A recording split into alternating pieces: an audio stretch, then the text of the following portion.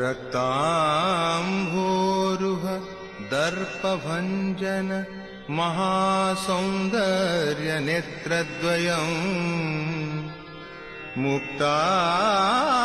मुक्ताहारविलम्बि हेममुकुटम् रत्नोज्ज्वलत्कुण्डलम्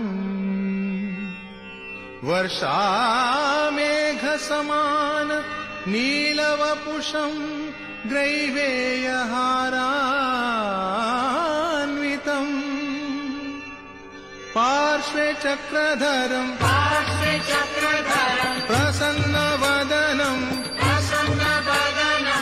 नीलाद्रिनाथम् भजे